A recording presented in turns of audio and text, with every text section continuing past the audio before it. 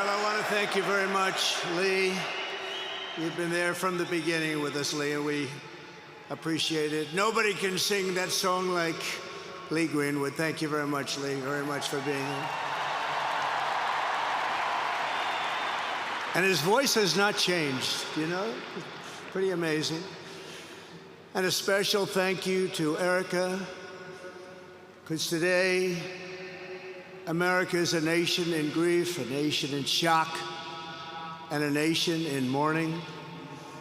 Less than 2 weeks ago, our country was robbed of one of the brightest lights of our times, a giant of his generation, and above all, a devoted husband, father, son, Christian, and patriot. Charles James Kirk was heinously murdered by a radicalized, cold-blooded monster for speaking the truth that was in his heart. He was violently killed because he spoke for freedom and justice, for God and country, for reason and for common sense. He was assassinated because he lived bravely, he led boldly, and he argued brilliantly without apology. He did what was right for our nation. And so on that terrible day, September 10th, 2025, our greatest evangelist for American liberty became immortal.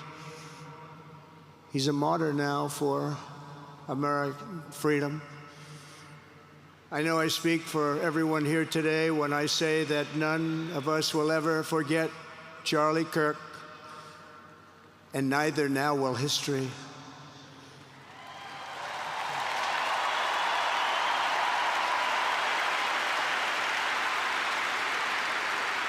Because while Charlie has been reunited with his Creator in heaven, his voice on earth will echo through the generations, and his name will live forever in the eternal chronicle of America's greatest patriots. He will live forever. To Charlie's incredible and beautiful widow, Erika, we know the weight of this monumental loss is almost unbearable.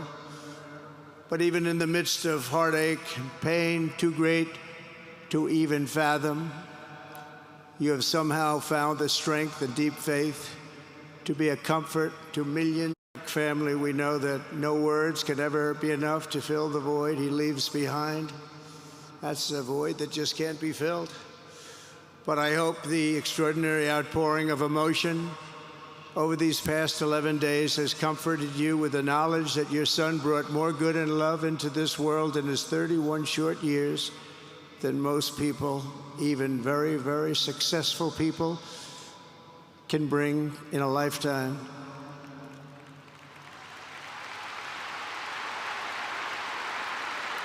Charlie Kirk loved America with everything he had, and as we can see so clearly today, America loved Charlie Kirk.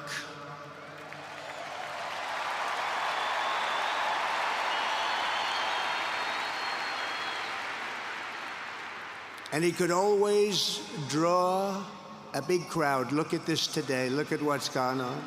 This is a big crowd.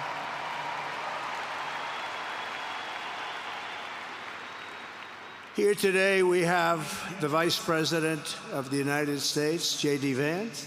We have the Speaker of the U.S. House of Representatives, Mike Johnson.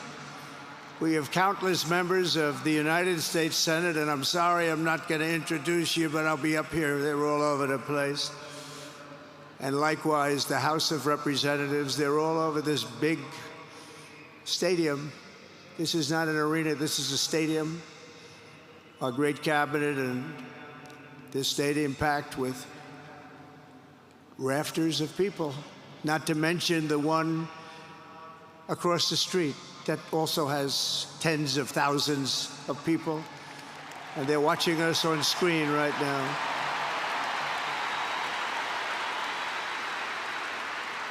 And I'm sorry we couldn't get you in. If anybody would like to give up your seat, please walk across the street. But this is like an old-time revival, isn't it? An old-time revival.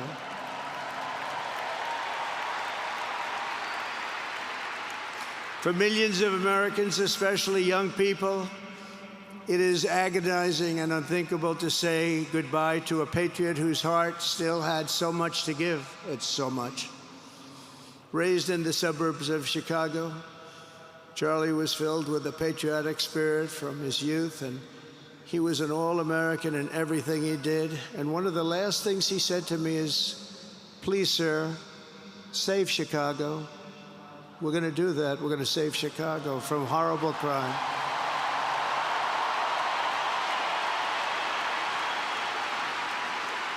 In high school, he was the quarterback of the football team and the captain of the basketball team. He was a good athlete. A lot of people don't know that about Charlie.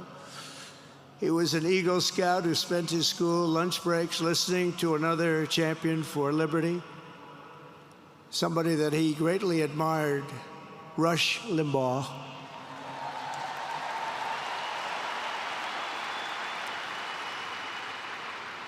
But what was even more important to Charlie than politics and service was the choice he made in the 5th grade, which he called the most important decision of his life, to become a Christian and a follower of his Savior, Jesus Christ.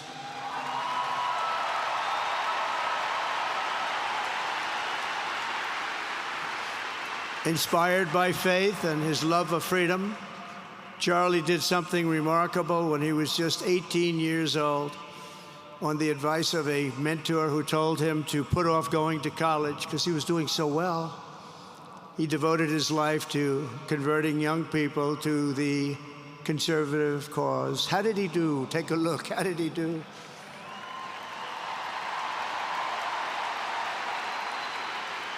In 2012, 2 days after graduating high school, and with just $1,800 in his pocket, the young man from Illinois, who no one had ever heard of, started an organization whose grand ambitions were captured in its name, Turning Point USA. Great name.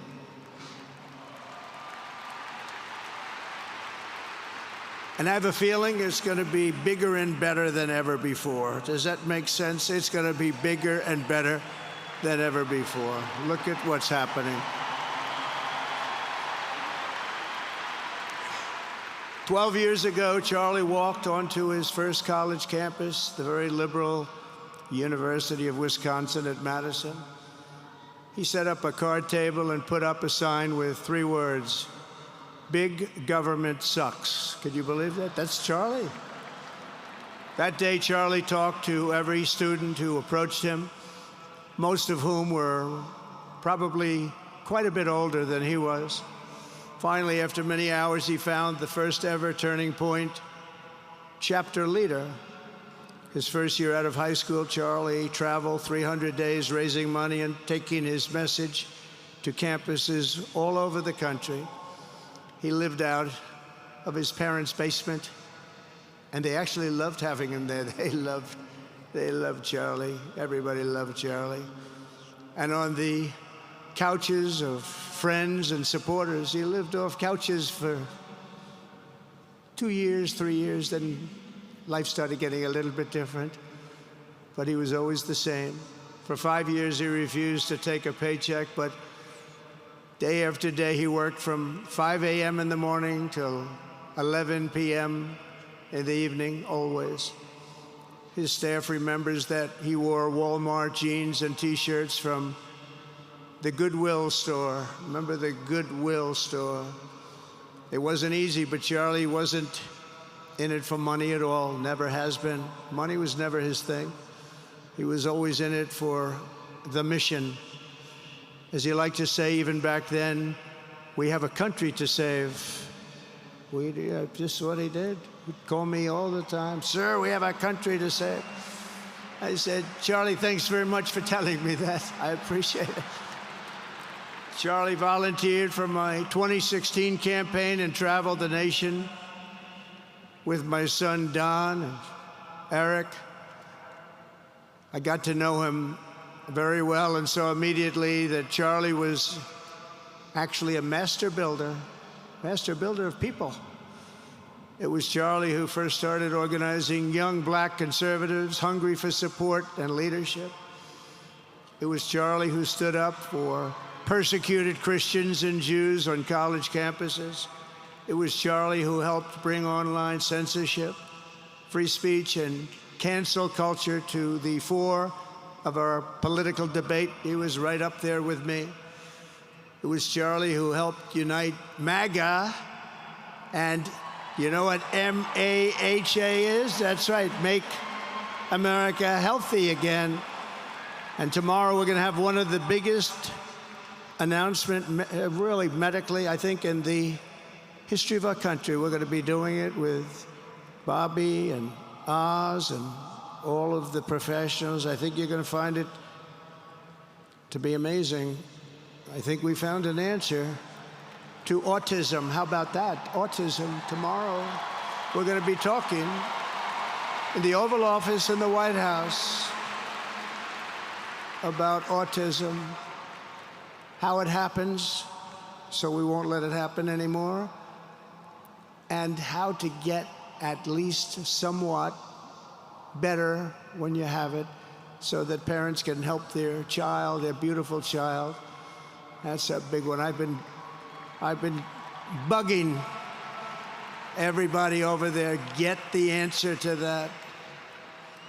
You know, 20 years ago, 1 in 10,000 were born with autism.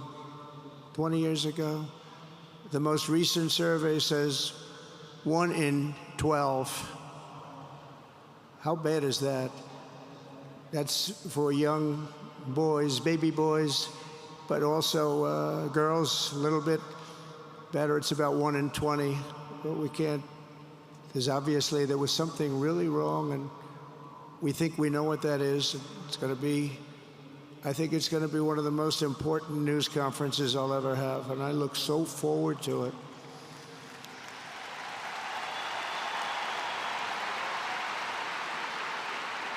And you know who else looked forward to it? Because he knew. I'd tell him a little bit about what was going on. Was Charlie. He would have been front row center, believe me. We'll be missing him tomorrow. It was such a big deal for him, too. He brought together Donald Trump, Bobby Kennedy, right here in the great state of Arizona 1 year ago. Remember that? What a night, what a day that was. And it was Charlie who was among the first to speak to me about a man from Ohio by the name of J.D. Vance. Have you ever heard of him? He's doing a good job.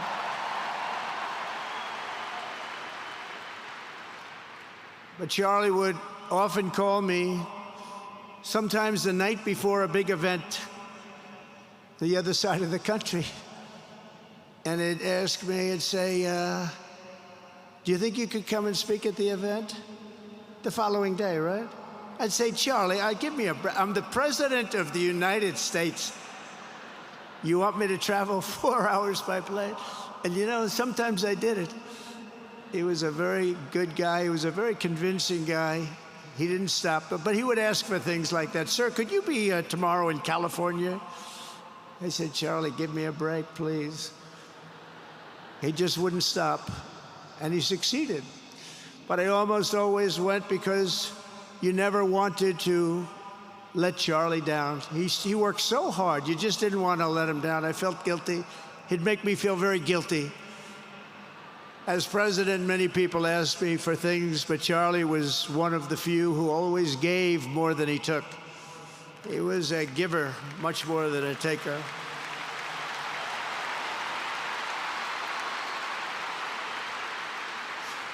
And no matter how big Charlie became, no one was too small for him to notice. He was good to everybody. Didn't matter.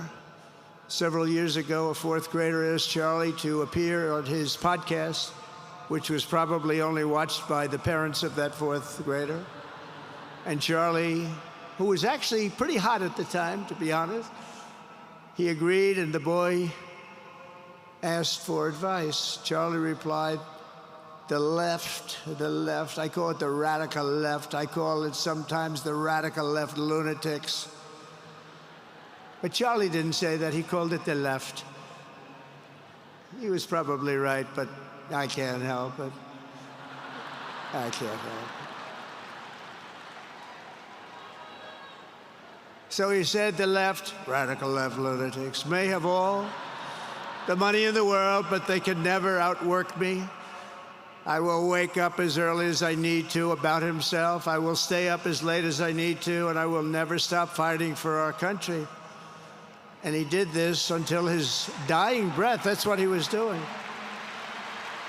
That's what he was doing. Think of it. Wow. What a horrible moment. I was in the Oval Office when I heard they came in, and it was like a surreal experience, a terrible, terrible. I had some very big people in the Oval Office, and I was in the midst of a very important conversation for our country, big people, the biggest. And I said, you have to leave now. When they told me that, they told me in front of a group of very powerful people, I said, you have to leave now, right now, please. Right now, you have to leave, go. By his own determination and skill, Charlie Kirk built Turning Point from his humble beginnings, the beginnings that nobody believed could ever end up something like this, into a great movement and a juggernaut of American politics. And you know, we have a massive stadium loaded up with people, but he got tremendous crowds before he had this kind of horrible news and before we had to hear what happened so terribly. He delivered more than 250 speeches a year at over 200 colleges and universities, and that was at a time when it was not really vogue to go to colleges and universities if you were a conservative. It really took great courage. And we used to talk, and I said, you know, I think they're much more conservative than we know, and he agreed, but it just wasn't something that was happening because the radical left would do very bad things, very dangerous things. But Charlie set up chapters on 2,200 campuses and spoke at more than 1,000 churches. He launched a podcast and radio show that grew to an audience of 1 million Americans a day, one of the bigger shows on radio. And Charlie didn't just bring young people into the movement. All of a sudden, it started to grow by leaps and bounds. By 2024, we won more young people than any Republican candidate in the history of our country, including, for the first time, a majority of males under 30. Can you believe it? Remember when Republican presidential candidates would get 4%? No, we did unbelievably with young people. And he was a big, big factor. Unbelievable.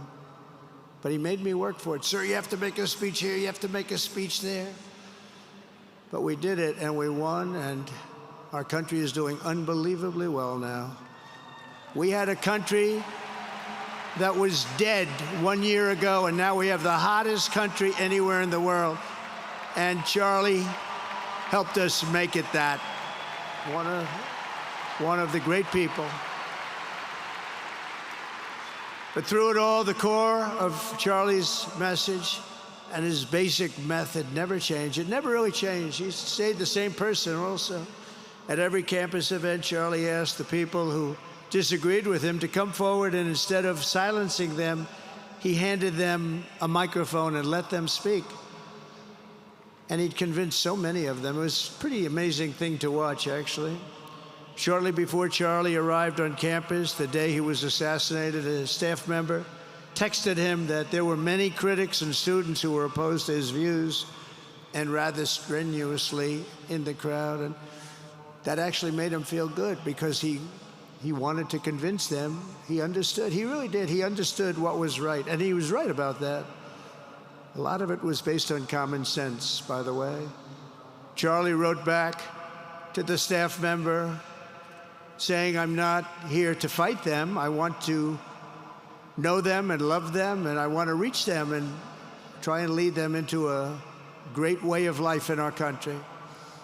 In that private moment on his dying day, we find everything we need to know about who Charlie Kirk truly was. He was a missionary with a noble spirit and a great, great purpose. He did not hate his opponents. He wanted the best for them. That's where I disagreed with Charlie. I hate my opponent, and I don't want the best for them. I'm sorry. I am sorry, Erika. But now Erika can talk to me and the whole group, and maybe they can convince me that that's not right, but I can't stand my opponent.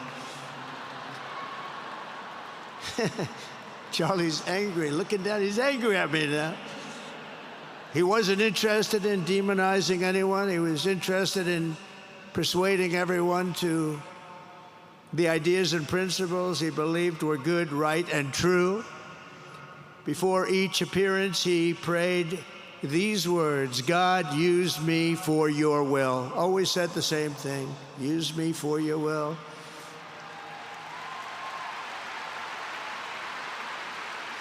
And that is exactly what God did. When you think, that's exactly what he did.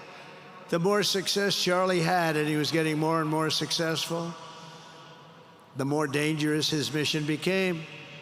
On campuses all over the country, his quest for open dialogue was met with menacing hate.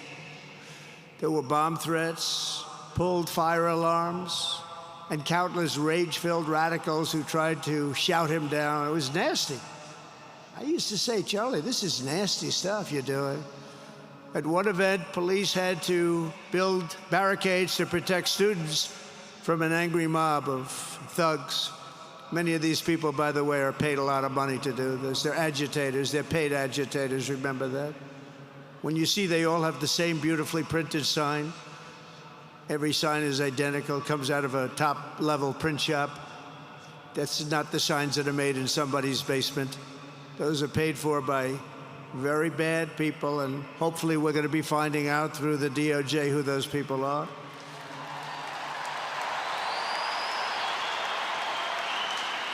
At another college, Antifa terrorists shattered windows, threw rocks, and tried to storm the building where Charlie was speaking.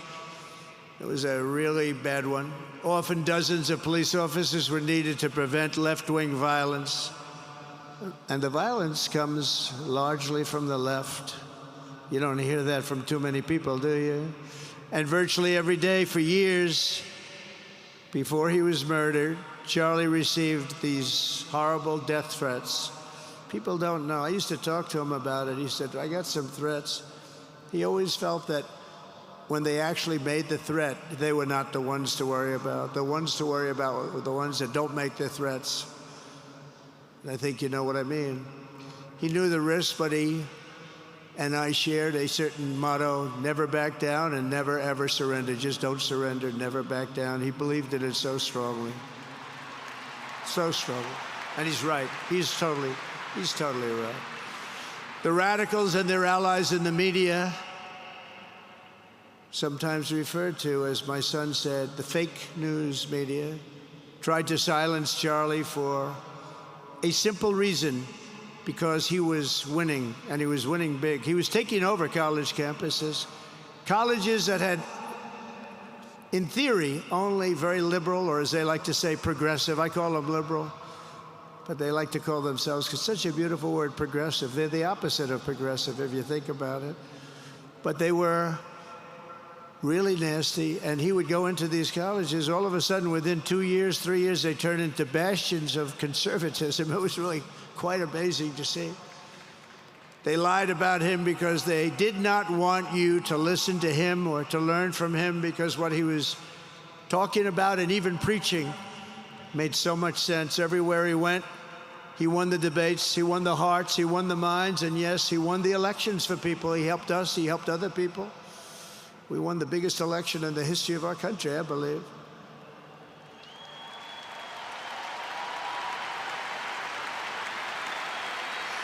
Charlie Kirk was without a doubt among the most influential figures in the most important election in the history of our country.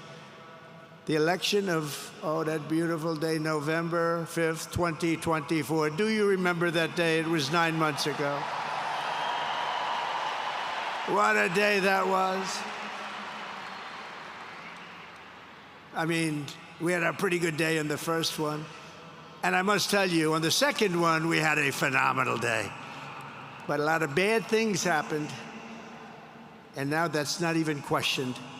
They cheated like dogs, but we got them back, didn't we, huh? We got them back. But we owe Charlie a profound and eternal debt of gratitude now, just like Charlie and Erika made Turning Point hot. We are looking at a country that has the chance to attain a level like never before. Tariffs are making us rich again, richer than anybody ever thought was possible. And the only one challenging them are people that hate our country or foreign countries that are paying a price, because they did the same thing to us for years. They took advantage of us, but we're making money. We're becoming richer and richer, and we're taking care of our people better and better when we do that. And we can take care of other countries better and better, but we're doing unbelievably well. The tariffs have really been a hold. The election was big, but the tariffs, because of the election, came in. And remember, other nations do that to us. And Charlie understood that. He saw the money. He saw what was coming into our country, and we can use that for Medicare, Medicaid, Social Security, all of these things that we fight so hard for. And that's exactly what's happening. The numbers are incredible. When the news finally came out on election night last November that the race was officially won, came out pretty early in the night. Charlie was live on camera. In that moment, he was overcome with emotion. I've never seen him like this. He was so happy. For a long while, he said nothing. His eyes were filled with tears, and then he buried his face in his hands, and he started crying. That wasn't the Charlie I knew, but in thinking about it, it actually was the Charlie I knew, because he had a tremendous heart. He just wanted what was good for our country, and he saw us going in such a horrible direction. Lovingly, Eric, and this was so beautiful, Erika put a MAGA hat on to cover his bowed head. I like that very much. MAGA, we love. Does everybody love MAGA? Make America Great Again.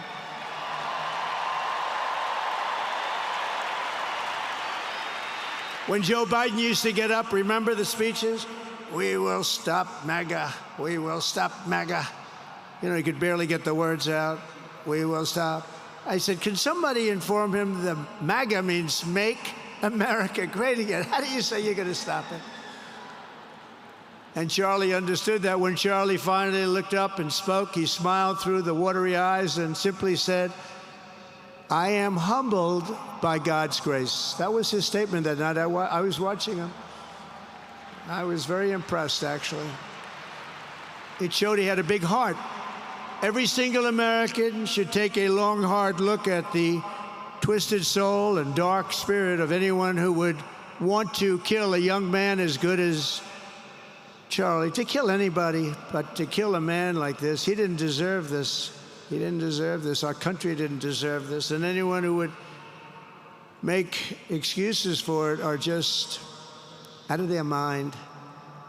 Charlie's murder was not just an attack on one man or one movement. It was an attack on our entire nation. That was a horrible attack on the United States of America.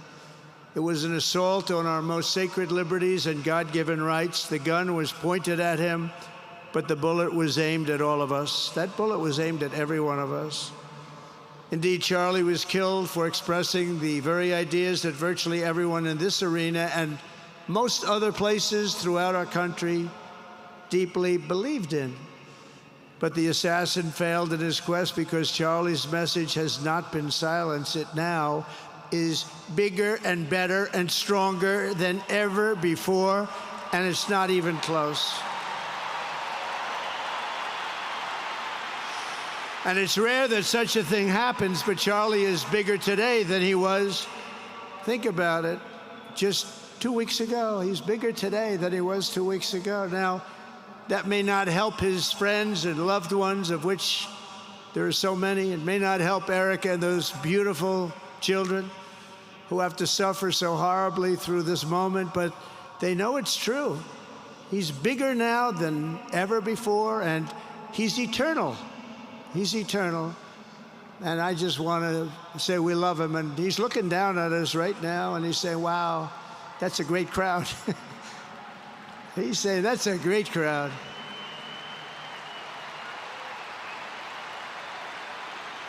And it's a great crowd of patriots. But that's why I will soon award Charlie the nation's highest civilian honor, the Presidential Medal of Freedom. It's the highest civilian honor.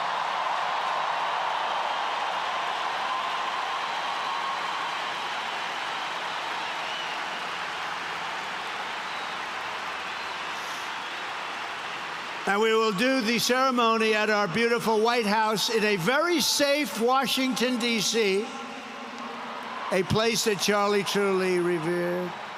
You know, we stopped the crime in Washington, took 12 days. Now you can go to restaurants, you can walk down the middle of the street with your wife. You can have your wife walk alone down the middle of the street. She's going to be in good shape. What a difference. What a difference good management really makes. But it's, I'm so proud of that, Washington, D.C. You know, it's one of the worst in the nation, in the world. And now it's considered a very safe city. And it's also, I passed it yesterday, I went through it, and the lawns are good. It's like a different place. It's like the tents are gone, the threats are gone, the gangs aren't there. We got rid of, you know, we took out 1,500 career criminals, 1,500. If you have 3 career criminals, that can make a big difference. But I'm so proud of Washington, D.C., and now we're going into Memphis. And we'll get that one straightened out fast. And then we're going into some others, but we're going to go to Chicago, and we're going to have Charlie very much in mind when we go into Chicago. And we'll get that one straightened out. You have an incompetent governor who, he thinks it's okay when 11 people get murdered, organize, fuel, and perpetrate political violence. And we think we know who many of them are. But law enforcement can only be the beginning of our response to Charlie's murder. Over the last 11 days, we have heard stories of commentators, influencers, and others in our society who greeted his assassination with sick approval, excuses, or even jubilation. You've heard that. So have I. Couldn't believe it. Some of the very same people who spent the last 8 years trying to sit in moral judgment of anyone who disagreed with them about politics suddenly started cheering for a murder. Incredible. You know the names. They're major losers, by the way. That will be proven out in a short period of time. Some of the very people who call you a hater for using the wrong pronoun were filled with glee at the killing of a father with 2 beautiful young children.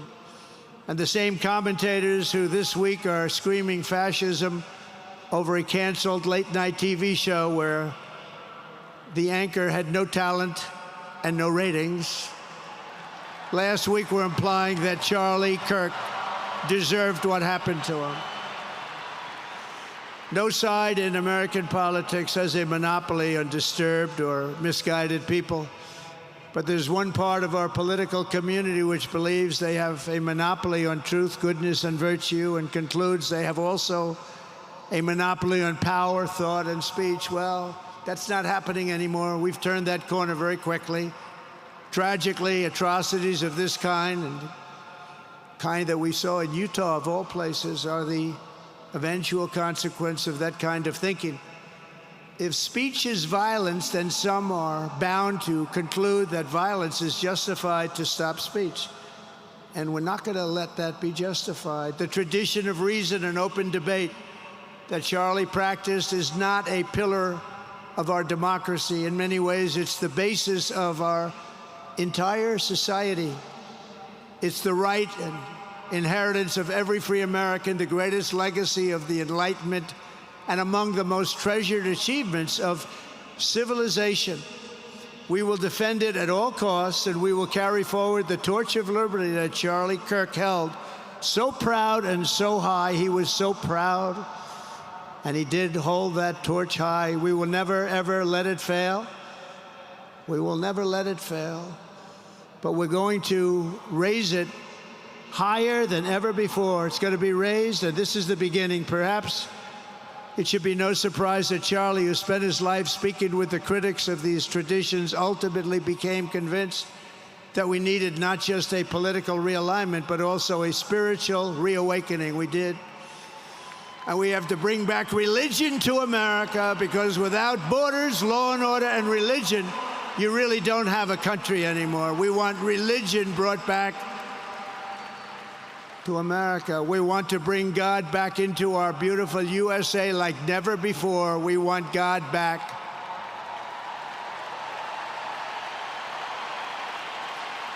Charlie would have been so pleased to hear his friends and colleagues today giving testimony and giving glory to God. Within minutes of the gunshot in Utah, millions of Americans, young and old, heard the news and dropped to their knees and started praying. Even many who rarely prayed asked God for a miracle. Please, God, save Charlie. But although Charlie's time with us on earth has ended, those prayers for a miracle have already been answered. Look at what's happening. Look at what's happening. In the days since Charlie's death, we have seen how his legacy has touched so many millions around the world. In Calgary, Canada, thousands gathered at City Hall to sing the American national anthem and raise up posters with the name Charlie Kirk. In Seoul, South Korea, crowds gathered to wave American flags and shout, "We are for Charlie Kirk." His memory has been honored in the streets of Berlin, Warsaw, Vienna, Sydney, Madrid, London, Tel Aviv, and all over the world. So beautiful to watch. A man as far away as rural Australia texted a pastor, "I'm going to come to church tomorrow for the first time ever." The pastor asked, "Why is that?" The man replied, "Because of Charlie Kirk." Can you imagine? The lesson of Charlie's life is that you should never underestimate what one person can do with a good heart, a righteous cause, a cheerful spirit, and the will to fight, fight, fight. Have to fight. We're saving our country.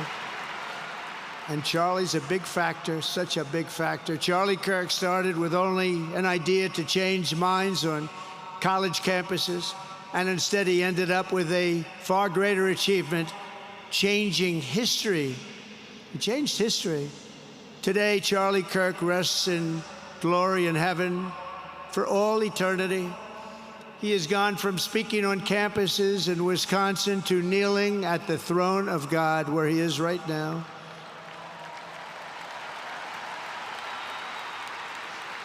We grieve for the friend and leader that we have lost, but we go forward strengthened by his faith and bolstered by his courage and inspired by his example to defend the country he lived for the freedoms he died for, and the values in which he so deeply believed. He believed in values that we should all believe in. Charlie created something very special. It's called Turning Point USA. And under the leadership and love of Erika, it will become bigger and better and stronger than ever before.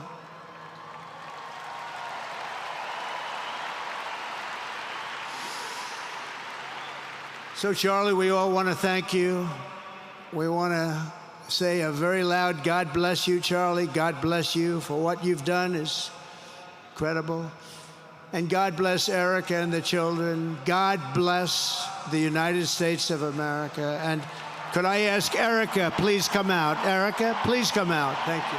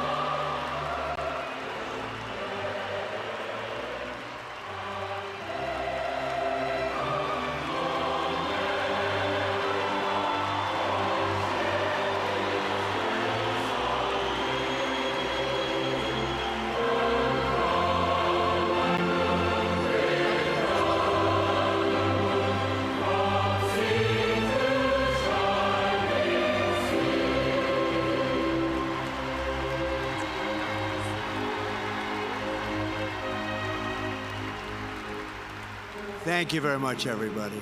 Thank you very much, and good luck. God be with you. Thank you.